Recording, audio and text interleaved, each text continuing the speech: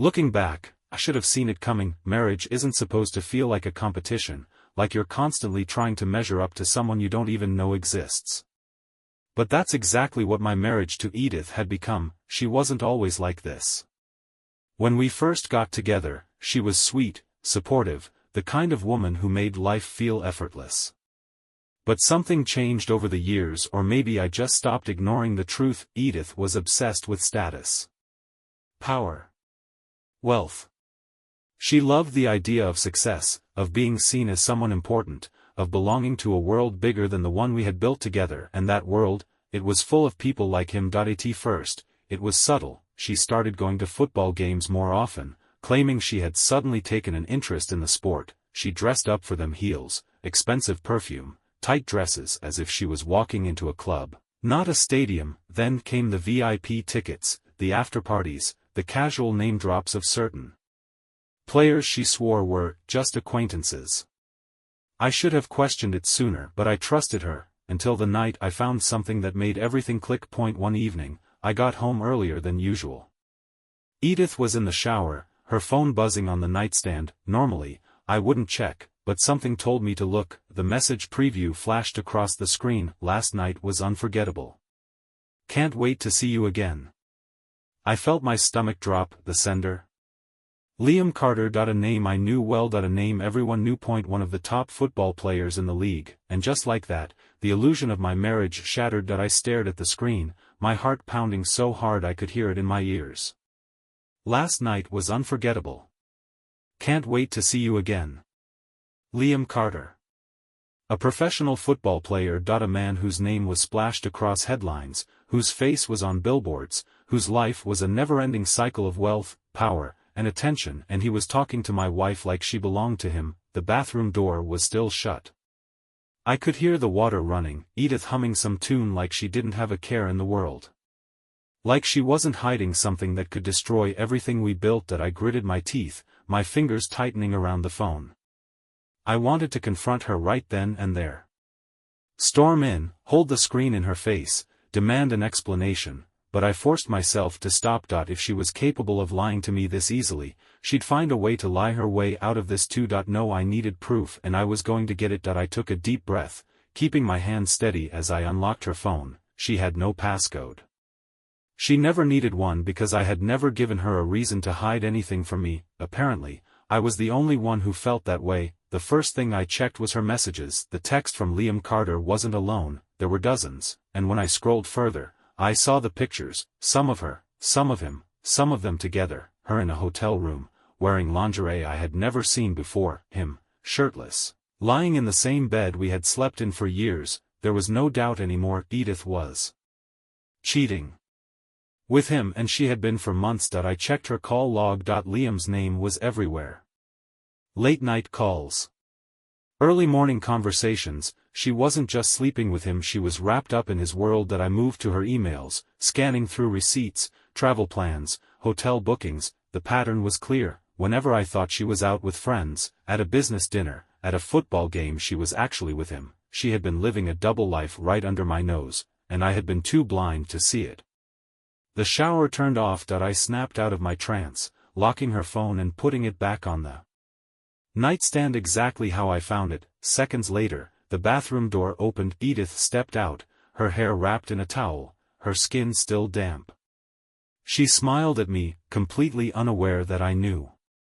"Hey, babe," she said, walking over to kiss my cheek. I let her act like nothing had changed because she had no idea, but soon, she was going to. I let Edith kiss my cheek, let her smile at me like nothing was wrong, like she hadn't just walked out of the bathroom after a long shower, washing off the scent of a man who wasn't me. I wanted to grab her, demand answers, show her the messages and pictures that I had just seen, but I didn't, because this wasn't going to be a normal confrontation. Edith wasn't the kind of woman who broke down and admitted her mistakes. She was a liar, a manipulator. If I confronted her now, she'd twist the truth, cry, make me doubt myself. No, I wasn't going to give her that chance. I was going to let her think she was winning, and when she least expected it, I'd rip her whole world apart. I forced a smile, standing up and wrapping my arms around her like I always did.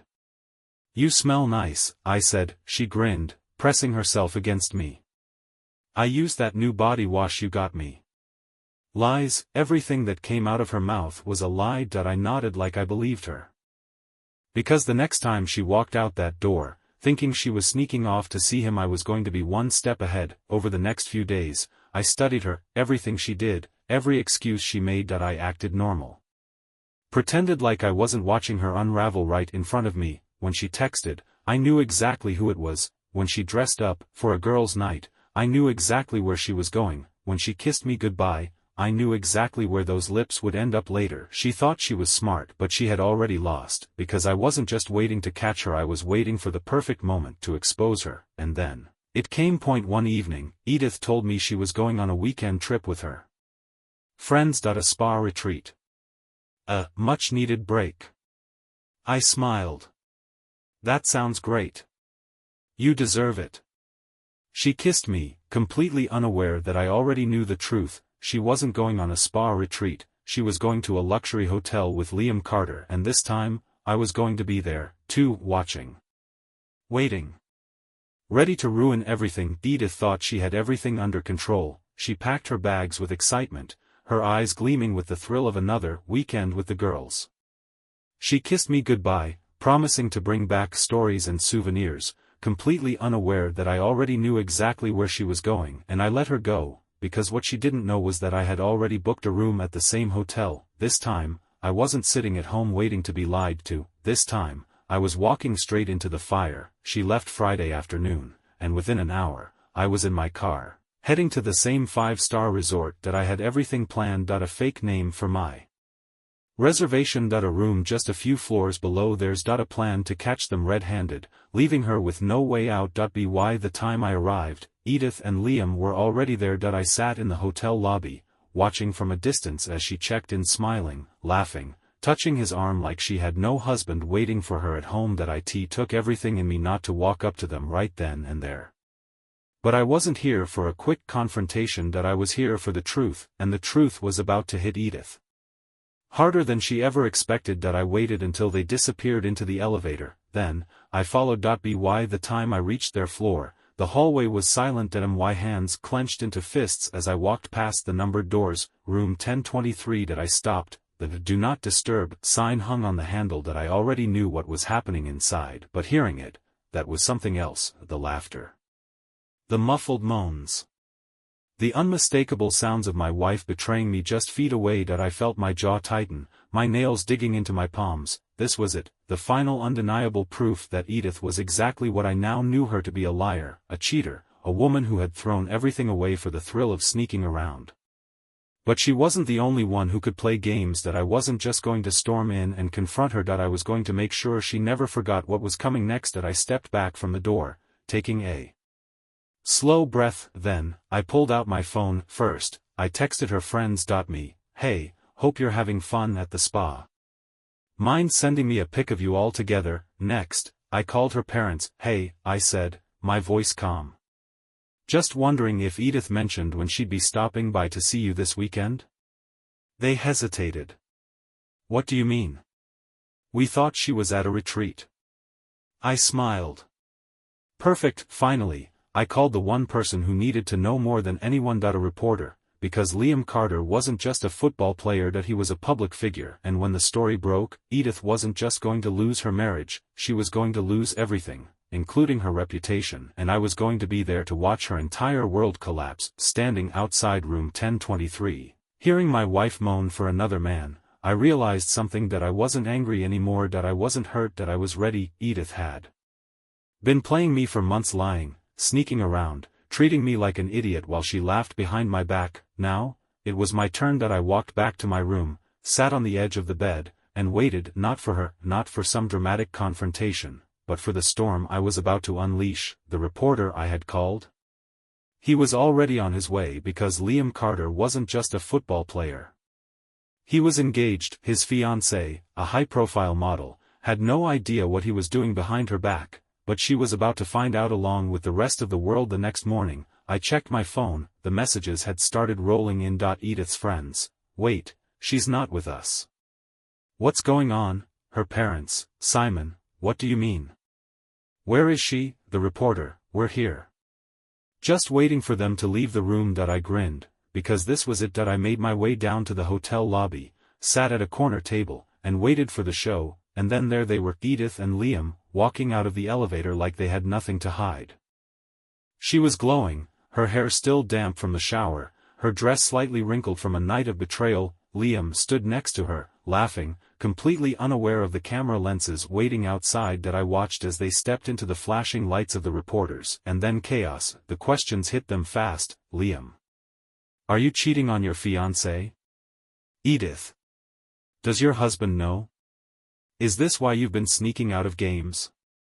I saw it click in Edith's eyes the exact moment she realized she had been set up. Her head snapped up, scanning the crowd, looking for the one person who could have done this, and then, she saw me, sitting calmly in the lobby, sipping my coffee, watching her world fall apart. She froze, her face paled, and I just smiled. I didn't need to hear what she said next. Didn't need to listen to the excuses, the lies, the desperate attempts to talk her way out of this, because none of it mattered anymore. She had spent months humiliating me, walking all over me, treating our marriage like a joke. Now, she was the punchline. I stood up, walked past her without saying a word, and left her behind for good. And for the first time in months, I felt free because Edith had finally lost, and I had never been happier. I walked out of that hotel without looking back. Behind me, Edith was trapped in a nightmare of her own making, flashing cameras, reporters shouting her name, microphones shoved in her face. She had spent months lying to me,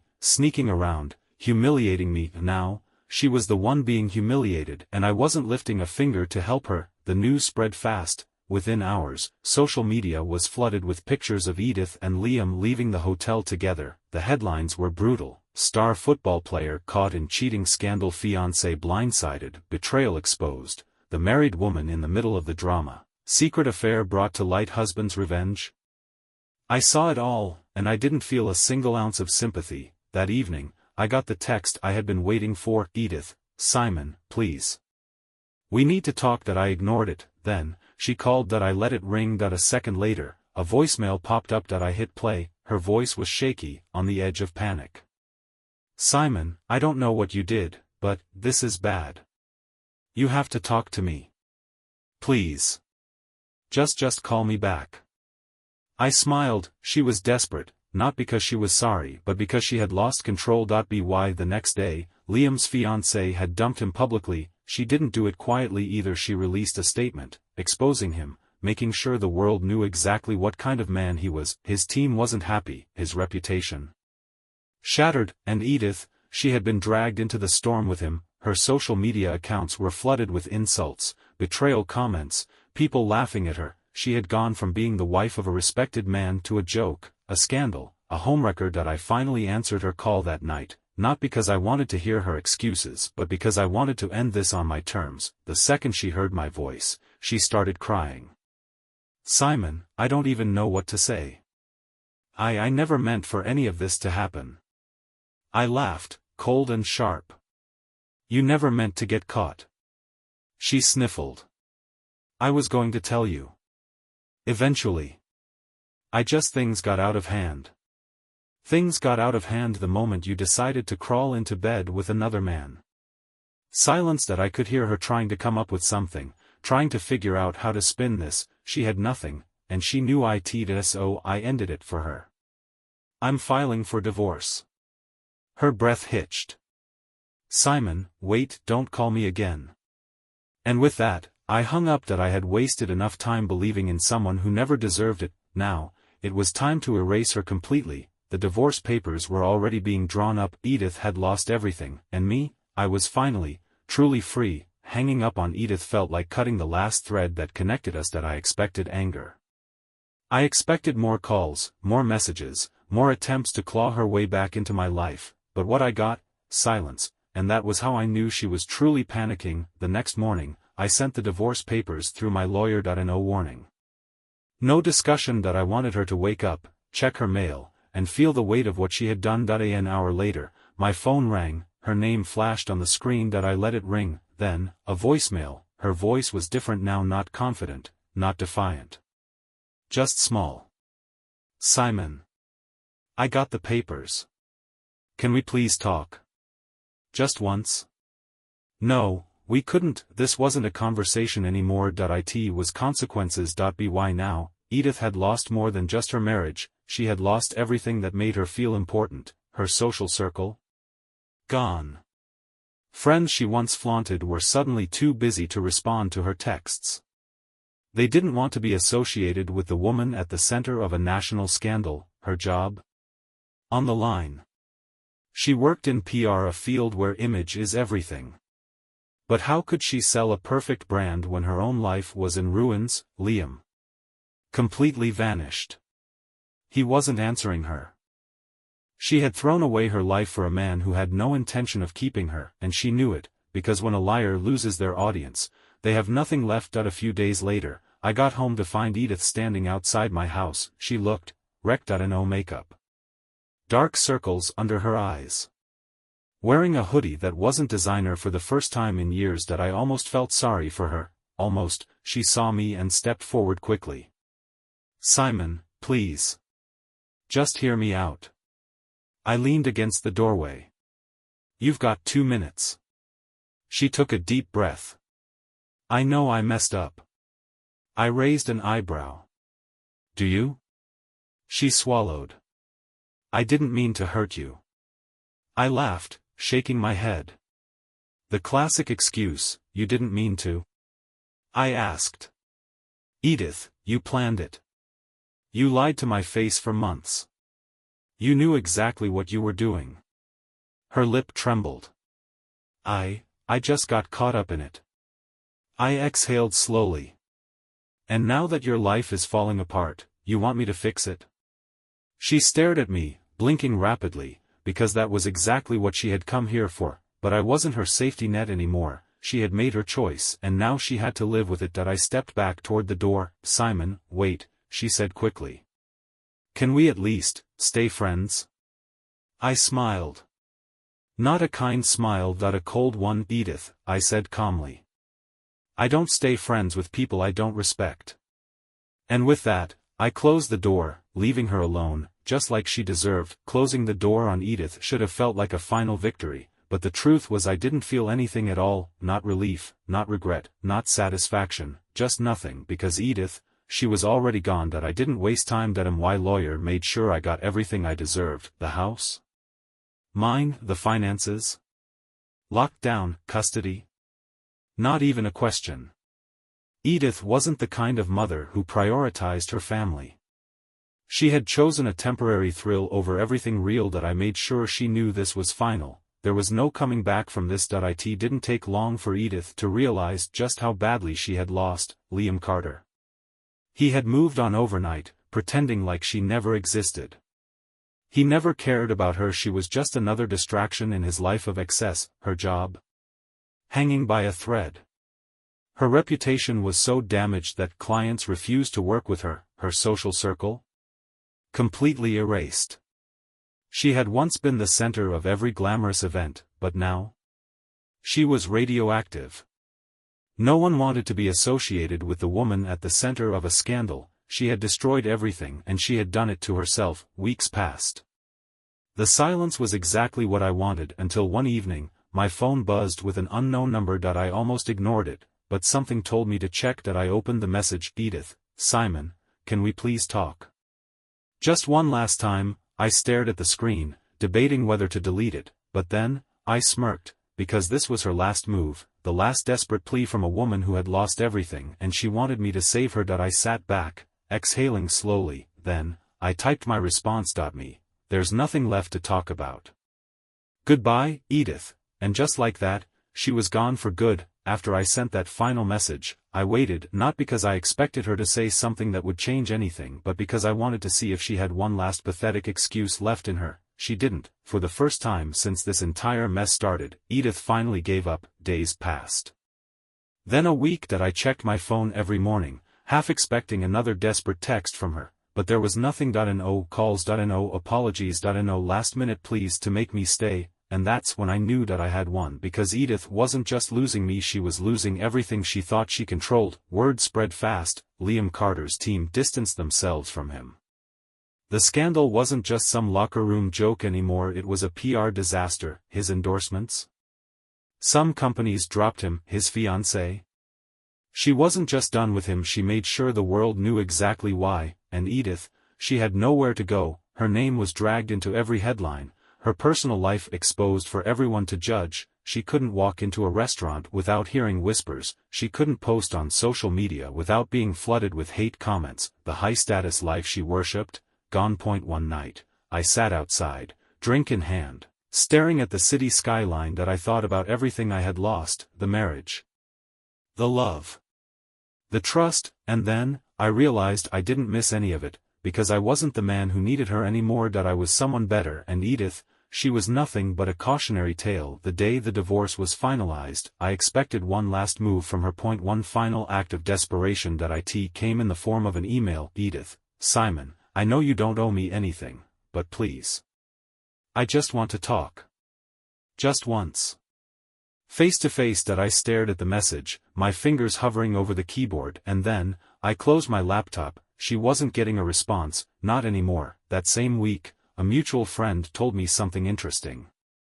Edith had been kicked out of her apartment, she couldn't afford the rent anymore, she had gone from private clubs and luxury hotels to barely scraping by. She tried to reach out to old friends, but no one wanted anything to do with her. She had burned every bridge she had, and now, she was alone. For the first time in her life, she had no one left to manipulate. She had traded a loving husband, a stable future, and everything she once had for a temporary thrill with a man who threw her away the second things got hard. She thought she was winning, instead, she had destroyed herself and me. I was finally free. That I moved forward, new job, new city, new life. No more lies. No more mind games. No more wasting my time on someone who never deserved me. And Edith, she had no place in my future, because some people don't deserve a second chance, they deserve to be left behind. The moment the divorce was finalized, Edith officially became a stranger. No more ties. No more legal battles. No more reasons for her to be in my life.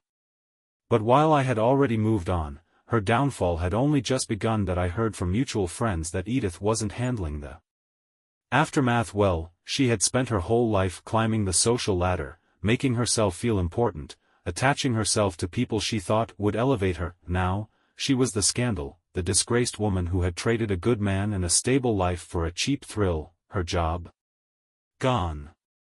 The company she worked for quietly let her go after the PR disaster. Her social life non-existent.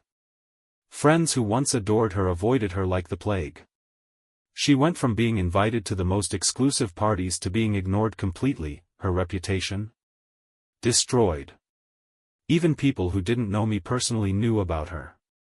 And they didn't see her as some tragic figure, they saw her as pathetic. And honestly, so did I. A few weeks after everything was settled, I got a call from an unknown number. I didn't answer, but the voicemail that I listened to it was Edith. Simon. I don't even know why I'm calling. Her voice was hollow, broken. A far cry from the confident, manipulative woman I once knew. I don't know what to do anymore. I could hear it in her voice, the regret, the desperation, the pain of realizing she had destroyed everything and had no one left to save her. She sniffled, trying to hold back tears. Please, if you could just talk to me. Even for a second. I stopped the message right there. I didn't need to hear the rest, because Edith was exactly where she deserved to be, alone. Some men might have felt bad. Might have thought, well, she's still human. Maybe I should be kind, not me, because she had months to think about what she was doing, months to stop, months to come clean, months to realize that throwing away our life for an affair with a football player was the biggest mistake she'd ever make. She didn't care back then. So why should I care now? I later found out that Liam Carter had officially cut her off. No calls. No messages. No help.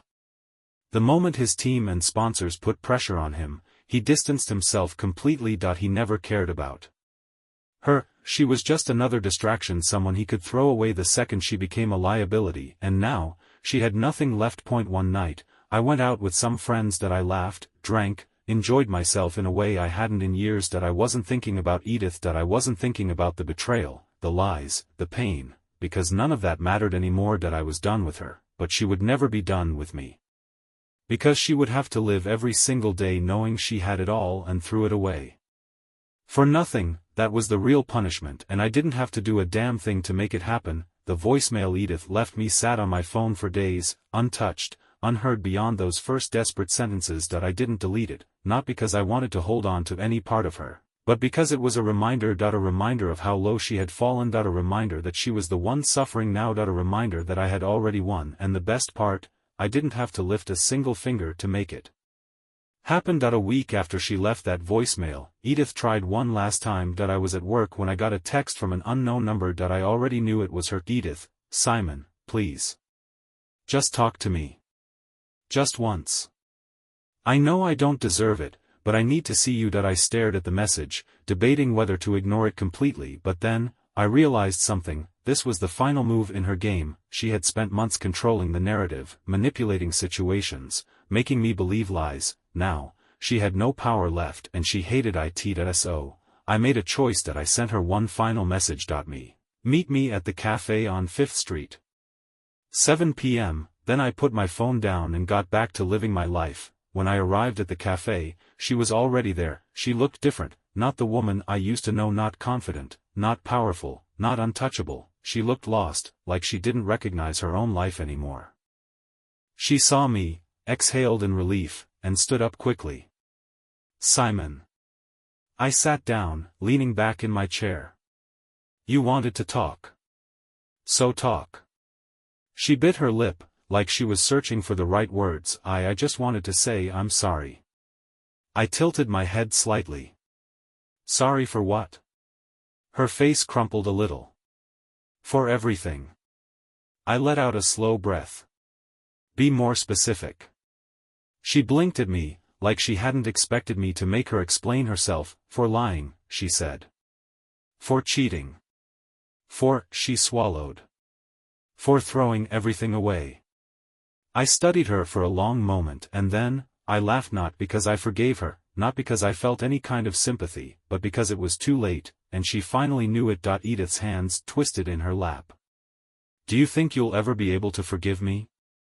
I leaned forward, locking eyes with her. No, I said simply. I won't. She flinched because I wasn't hesitating, I wasn't debating, I wasn't giving her hope. She had spent months playing games, treating me like a fool. Now, I was giving her the one thing she could never undo, indifference. She sniffled, looking down. I don't know what to do anymore. I shrugged. That's not my problem. She nodded slowly, accepting what I had just said, because this wasn't her choice anymore. She had already made her choice months ago, and now, she had to live with it. I stood up, tossing a few bills onto the table. As I turned to leave, she whispered, Simon. I paused, glancing over my shoulder. She swallowed. Do you ever miss me? I smiled, no, and then, I walked out of that cafe and never looked back, because Edith didn't exist in my life anymore. She was just a mistake I would never make again. Walking away from Edith for the last time should have felt like a dramatic ending, like the final scene of a movie where the hero leaves the villain in the dust. But the truth, it felt uneventful. She was already nothing to me, and I had nothing left to say. The days after that final conversation felt normal. I went to work. I spent time with friends. I focused on rebuilding my life without the shadow of her betrayal lingering over me. It wasn't a process of healing, because I wasn't broken anymore. I was just done, and Edith, she had no place in my world anymore. But just because I moved on didn't mean she did. One evening, while I was out with friends, I got a text from a mutual acquaintance. Friend, dude, Edith showed up at the bar asking about you. She looks rough. I stared at the message for a second, then I laughed, because of course she did. She wasn't here for closure, she was here because she had nowhere else to turn. I didn't reply. I didn't acknowledge it at all, because Edith didn't deserve even a second of my attention. A week later, I got one last email, subject, one last thing. I debated deleting it without opening it, but curiosity won. Edith. Simon, I know you don't want to hear from me. I get that. But I just wanted to say. I don't recognize myself anymore. I lost everything. I don't even know who I am now. She went on about regret, mistakes, loneliness, all the things she should have thought about before she threw everything away. At the end, she wrote, I just wish I could go back. I wish I could undo it all. I stared at the words for a long moment, then, I closed the email and I didn't reply. I didn't need one last conversation. I didn't need to remind her of what she lost, because she already knew, and I wasn't going to waste another second of my life on someone who didn't deserve it. Edith had spent months sneaking, lying, betraying. Now, she was just a ghost, and me, I was finally living. After reading Edith's final email, I expected to feel something, maybe satisfaction. Maybe closure. Maybe even pity, but instead, I felt nothing because at the end of the day, her regret wasn't my burden to carry. Edith had spent years chasing status, chasing attention, chasing something she thought would make her feel alive, but she had been wrong, because the moment she got what she wanted, she realized she had destroyed the only thing that actually mattered. Her life had once been filled with expensive dinners, exclusive events, and people who admired her for what she had, not who she was. Now, her job was gone. Nobody wanted a PR specialist whose own life was a public scandal. Her friends had abandoned her. They weren't going to risk their own reputations by associating with someone who was the face of humiliation. Liam Carter had moved on. He had scrubbed her from his life, pretending she never existed, and the worst part, she had no one left to blame but herself. A month after our last conversation, I was out grabbing coffee when I saw her. Edith, she wasn't dressed in designer clothes.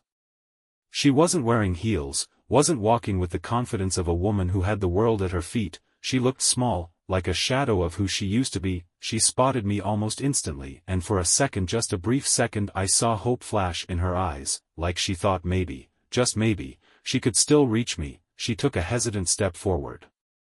But before she could say anything, I turned around and walked away. I didn't slow down, I didn't hesitate, I didn't even look back, because Edith wasn't a part of my life anymore. She was just a mistake I would never repeat. That night, I sat on my balcony, staring at the city skyline, thinking about how far I had come. Edith had once been everything to me, but now, she was nothing.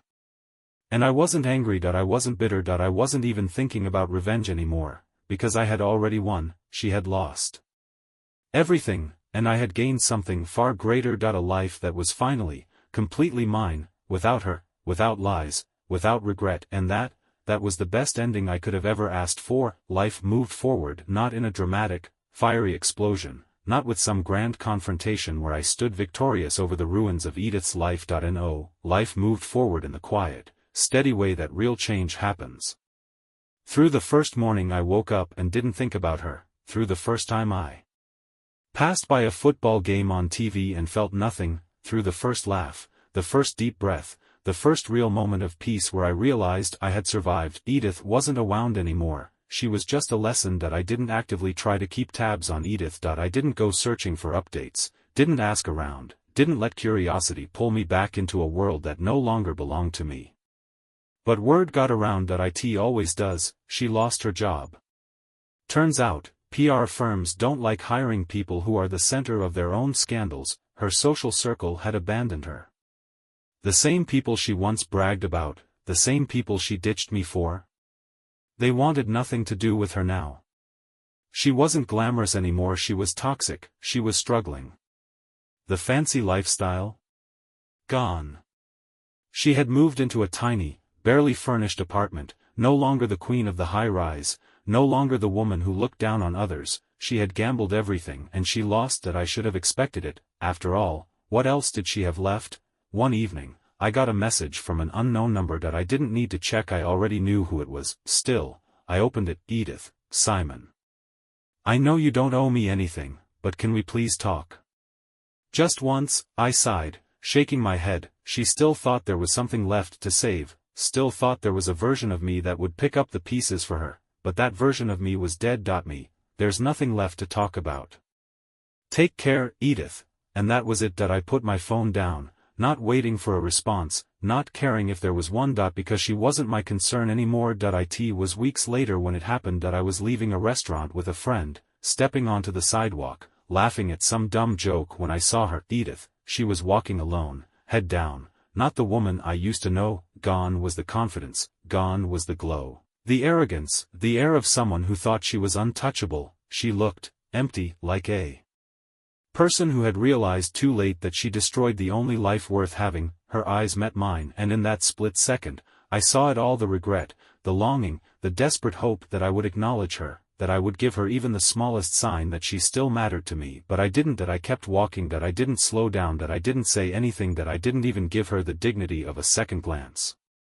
Because Edith was just another stranger on the street, nothing more. That night, I sat outside on my balcony, staring at the city lights, and for the first time in a long time, I thought about the future instead of the past, that I didn't regret anything, not the pain, not the betrayal, not the time I had wasted on her, because all of it led me here. To a life where I wasn't questioning my worth. To a future where I wasn't being lied to. To a place where I was finally, completely free.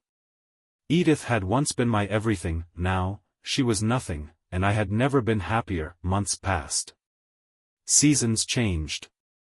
And with each passing day, Edith became less and less of a memory. There was no moment where I suddenly healed. No big revelation. That it just happened. One morning, I woke up and didn't think about her, and then another.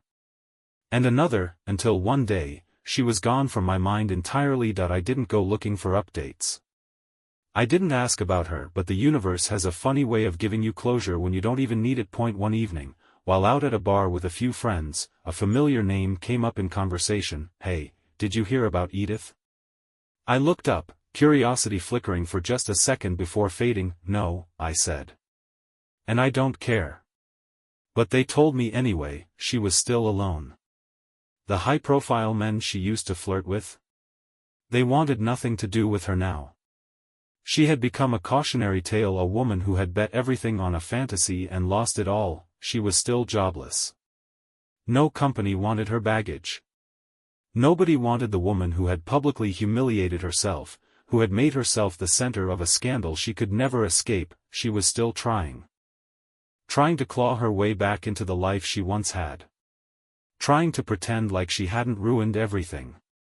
Trying to be someone she could never be again, and the best part, she was completely, utterly miserable. That night, I sat outside, staring at the city skyline, drink in hand, feeling something I hadn't felt in a long time, peace, because I wasn't angry, that I wasn't bitter, that I wasn't waiting for karma to do its job, that it already had. Edith was suffering not because I made it happen, but because she had made it inevitable. She had chosen this, she had thrown away a man who truly loved her for a fleeting moment of excitement, and now, she had to live with it, every single day. Meanwhile, I had moved on, not just from her, but from the pain, the anger, the regret. She had once been my everything. Now, she was just a woman who didn't exist in my world anymore, and that was the happiest ending I could have ever asked for.